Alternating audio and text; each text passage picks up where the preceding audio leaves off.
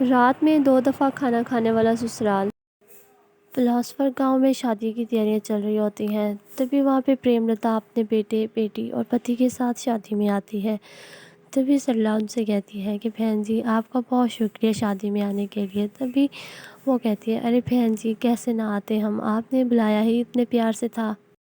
سرلا وہیں پہ کھڑی ان سے باتیں کر رہی ہوتی ہے، اتنی ہی دیر میں اس کی بیٹی پراچی اپنے ہاتھوں میں گلاس لیے ان کی طرف آ رہی ہوتی ہے۔ تبھی اس کی ماں کہتی ہے کہ بیٹا تو کیوں پانی لے کے آئی ہے، ملازم کہاں ہیں گھر کے؟ تبھی وہ کہتی ہے ماں جی وہ کھانا بنا رہے تھے کچن میں اور آج شادی ہے تو کام بھی بہت زیادہ ہے، اس لیے سوچا کہ میں خود ہی پانی لے جاتی ہوں۔ پراچی کو دیکھ کے پریم لتا اپنے پتی سے کہتی ہے ارے سنیے جی، مجھے یہ لڑکی بہت پسند ہے، ہم اس لڑکی سے اپنے بیٹے سشانت کا رشتہ پکا کر دیتے ہیں۔ تبھی وہ لوگ پراچی کو دیکھ کے بہت خوش ہوتے ہیں۔ اور کچھ دنوں کے بعد جب شادی ختم ہو جاتی ہے تو پریم لتا اپنے پریوار کے ساتھ دوبارہ سرلا کے گھر آتے ہیں اور پراچی کا ہاتھ مانگتے ہیں آ کے۔ تبھی سرلا کہتی ہے کہ بہن جی اگر آپ نے میری بیٹی سے کچھ پوچھنا ہے تو پوچھ لیں۔ تبھی پریم لتا کہتی ہے کہ نہیں نہیں بہن جی کچھ بھی نہیں پوچھنا۔ پریم لتا پوچھتی ہے کہ آپ کی بیٹی کھانا بنانے میں آلس تو نہیں کرتی؟ تبھی سرلا کہتی ہے کہ نہیں نہیں بہن جی میری بیٹی کھانا بنانے میں کوئی آلس نہیں کرتی اور میری بیٹی بہت اچھا کھانا بناتی ہے، آپ رات کو بھی اس کو اٹھا کے کھانا بنانے کو بولو گے تو یہ اٹھ کے بنا دے گی۔ تبھی پریم لتا کہتی ہے پھر تو بہن جی آپ یہ رشتہ پکا ہی سمجھو۔ کچھ دنوں کے بعد سشانت اور پراچی کی شادی ہو جاتی ہے اور پراچی دلہن بن کے پریم لتا کے گھر آ جاتی ہے۔ اسی طرح سے اس کی پہلی رات تو بہت اچھی گزر جاتی ہے، لیکن اس سے اگلی ہی رات اس کا پتی سشانت سویا ہوتا ہے کہ اچانک اس کی آنکھ کھل جاتی ہے رات کے 1 بجے اور وہ اپنی بیوی کو اٹھا رہا ہوتا ہے، کہتا ہے اٹھو پراچی مجھے بہت بھوک لگ رہی ہے، کھانا بنا کے لا دو کچھ۔ پراچی کہتی ہے آپ کو بھوک لگی؟ ابھی تو کھانا کھا کے سوئے تھے آپ، اب بھوک کیسے لگ گئی؟ تبھی سشانت کہتا ہے مجھ بس بھوک لگ گئی ہے نا، جاؤ میرے لیے کھانا بنا دو اور بریانی پتیلا بھر کے بنا دینا۔ تبھی پراچی اٹھ کے کچن میں کھانا بنانے کے لیے آتی ہے اور وہ بریانی بناتے ہوئے سوچ رہی ہوتی ہے کہ کوکر بھر کے بریانی بنانے کو کہا ہے کہ یہ ساری بریانی کھا لیں گے۔ تبھی وہ ٹیبل پہ جب بریانی لے کے آتی ہے وہ دیکھتی ہے کہ وہاں پہ صرف سشانت نہیں بلکہ اس کے ماتا پتا اور بہن بھی بیٹھی ہوتی ہے۔ تو پراچی سوچتی ہے کہ یہ تو سارا کا سارا خاندان ہی اٹھ کے کھانا کھانے کے لیے آ گیا ہے۔ تبھی سشانت کہتا ہے کہ پراچی کھانا سب کے لیے بنا دو، سب کو بہت بھوک لگی ہوئی ہے۔ تبھی وہ کھانا کھا کے سونے کے لیے چلے جاتے ہیں سب اور پراچی اور سشانت بھی اپنے کمرے میں جا کے سو جاتے ہیں۔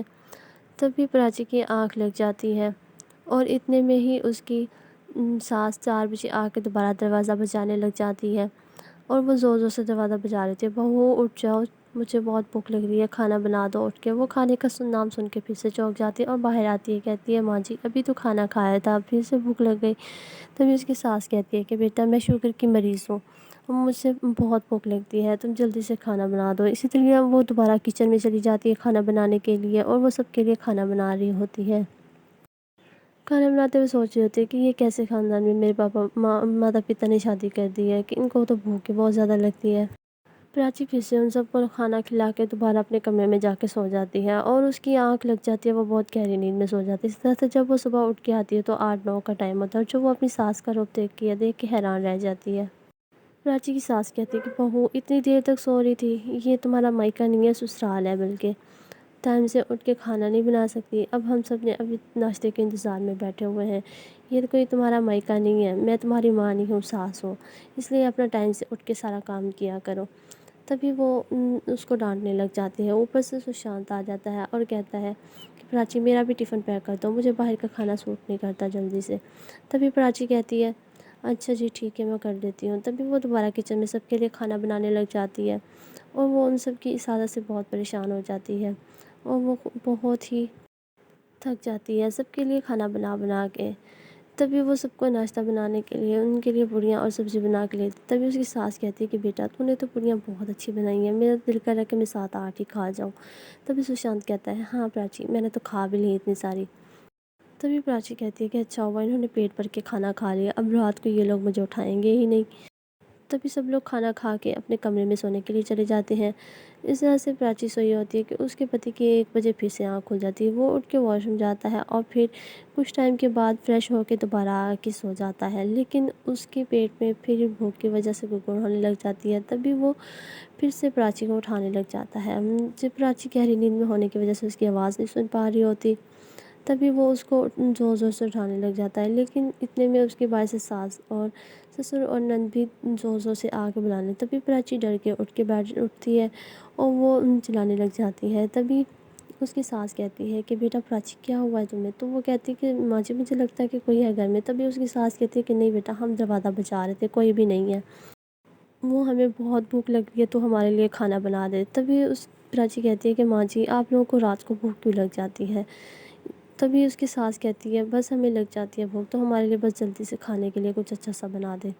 تبھی وہ سب پراچی سے کھانے کی فرمائش کر رہے ہوتے ہیں۔ پراچی ان سب سے بہت زیادہ پریشان ہوتی ہے، لیکن پھر بھی وہ کہتی ہے دوبارہ کچن میں جاتی ہے اور سب کے لیے کھانا بنانے لگ جاتی ہے۔ اس طرح سے کچھ دن گزرنے کے بعد پراچی سوچتی ہے کہ ان لوگوں کی رات کی کھانے کی عادت بہت بری ہے، ان کو کیوں اتنی بھوک لگ جاتی ہے، اب تو ان کی عادت چھڑوانی ہی پڑے گی۔ تبھی اتنے میں وہ اپنے کمرے میں جاتی ہے اور اس کا پتی اس کا انتظار کر رہا ہوتا ہے اور وہ اس سے کہتا ہے کہ پراچی اتنے دن ہو گئے ہم ایک ساتھ بیٹھ کے باتیں ہی نہیں کی اتنی ساری۔ تبھی پراچی کہتی ہے خبردار جو آپ نے کچھ کہا تو مجھے بہت نیند آ رہی ہے اور میں سونے جا رہی ہوں۔ پراچی کو غصہ آیا ہوتا ہے بہت زیادہ، وہ اپنا سارا غصہ سوشانت پہ اتار دیتی ہے۔ تبھی وہ دونوں سوئے ہوتے ہیں کہ رات کے 1 بجے پھر سے سوشانت کی آنکھ کھل جاتی ہے اور باہر وہ سب بھی اس کے کھانے کا انتظار کر رہے ہوتے ہیں۔ تبھی وہ اپنی پتنی کو اٹھاتا ہے اور وہ آ کے کھانے کی ٹیبل پہ سب بیٹھے ہوتے ہیں۔